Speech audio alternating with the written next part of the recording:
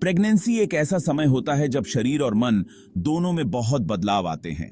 कभी कभी ये फीलिंग्स बहुत ज्यादा बढ़ सकते हैं और पेरिनेटल मूड डिसऑर्डर्स का कारण बन सकते हैं। ये डिसऑर्डर्स कई तरह की कंडीशंस का समूह होते हैं जो प्रेगनेंसी के दौरान या बच्चे के जन्म के बाद पहले साल में हो सकते हैं। सबसे आम पेरिनेटल मूड डिसऑर्डर्स में से एक है डिप्रेशन, जिसे अक्सर बच्चे के जन्म के बाद होने पर पोस्टपार्टम डिप्रेशन कहा जाता है। पेरिनेटल एंजाइटी एक और आम कंडीशन है जिसमें बहुत ज्यादा चिंता, डर और बेचैनी होती है। अपने और अपने बच्चे की सेहत के लिए सिम्टम्स को पहचानना और मदद लेना बहुत जरूरी है। पेरिनेटल मूड डिसऑर्डर्स को समझकर हम मेंटल हेल्थ से जुड़े स्टिग्मा को तोड़ सकते हैं और फैमिलीज के लिए एक सपोर्टिव एनवायरनमेंट बना सकते हैं। पेरिनेटल डिप्रेशन हर किसी में अलग तरह से दिख सकता है, लेकिन कुछ कॉमन वार्निंग साइंस हैं जिनके बारे में पता होना चाहिए। ज्यादातर उदासी, निराशा या खालीपन पेरिनेटल डिप्रेशन के शुरुआती संकेत होते हैं। जिन एक्टिविटीज में आपको पहले मजा आता था, उनमें इंटरेस्ट या प्लेजर का कम होना भी एक अहम सिम्टम है। खाने या सोने के तरीके में बदलाव भी आम है। थकान, सिर दर्द और मांसपेशियों में दर्द जैसे शारीरिक सिम्टम्स भी पेरिनेटल डिप्रेशन के साथ हो सकते हैं। यह याद रखना जरूरी है कि ये सिम्टम्स आपकी गलती नहीं है और मदद उपलब्ध है। हालांकि पेरिनेटल मूड डिसऑर्डर्स के कारण कॉम्प्लेक्स और मल्टीफेसेटेड होते हैं। कई फैक्टर्स एक महिला के रिस्क को बढ़ा सकते हैं।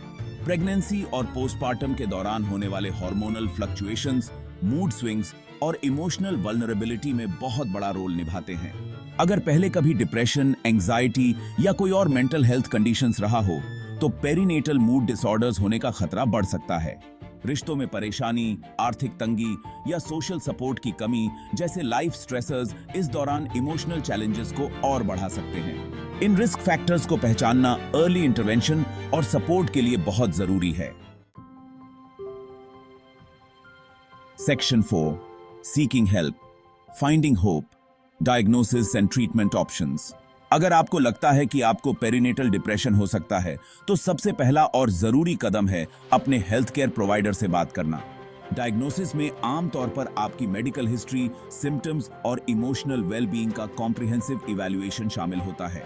एक बार डायग्नोसिस हो जाने पर आपकी जरूरतों और पसंद के हिसाब से ट्रीटमेंट अप्रोच तय किया जाता है। साइकोथेरेपी, खासतौर पर कॉग्निटिव बिहेवियरल थेरेपी या सीबीटी, पेरिनेटल डिप्रेशन के लिए एक असरदार ट्रीटमेंट ऑप्शन है।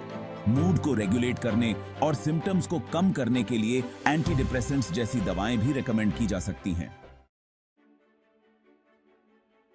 Section 5, beyond pills and therapy, lifestyle changes and natural remedies. Traditional treatment approaches के साथ साथ लाइफस्टाइल चेंजेस और नेचुरल रेमेडीज को अपनाने से आपके रिकवरी और वेलबीइंग के जर्नी को मदद मिल सकती है। इस ट्रांसफॉर्मेटिव टाइम के दौरान सेल्फ केयर को प्राथमिकता देना सबसे जरूरी है। अपने शरीर को फलों, सब्जियों और होल ग्रेन से भरपूर बैलेंस्ड डाइट देने से आपके मूड और एनर्जी लेवल्स पर सकारात्मक असर पड़ सकता है। नियमित व्यायाम, यहां तक कि हल्की सैर या स्ट्रेचिंग से भी एंडोर्फिन्स रिलीज होते हैं, जिनका मूड बूस्टिंग असर होता है। अपने लव्ड वंस से जुड़ना और एक सपोर्टिव नेटवर्क बनाना इमोशनल वेलबीइंग के लिए बहुत जरूरी है। Absolutely. And these connections can provide the emotional support needed during this time. Yes, and don't forget to take time for yourself, whether it's through a hobby or simply relaxing. Exactly, self-care is not a luxury, it's a necessity. Section 6, A Journey Together, Support for Moms and Partners. इस experience में अपने loved ones को support करने और पूरे परिवार के लिए एक नर्चरिंग एनवायरनमेंट बनाने में पार्टनर्स का बहुत बड़ा रोल होता है। हाँ, और पेरिनेटल मूड डिसऑर्डर्स के बारे में खुद को एजुकेट करें ताकि आप बेहतर तरीके से समझ सकें कि आपका पार्टनर क्या एक्सपीरियंस कर रहा है।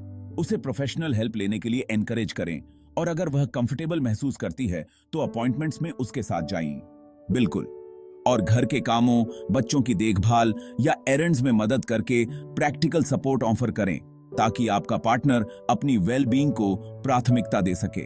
धैर्य और समझ रखें क्योंकि रिकवरी में समय लगता है और इस दौरान अप्स एंड डाउन्स आते रहेंगे।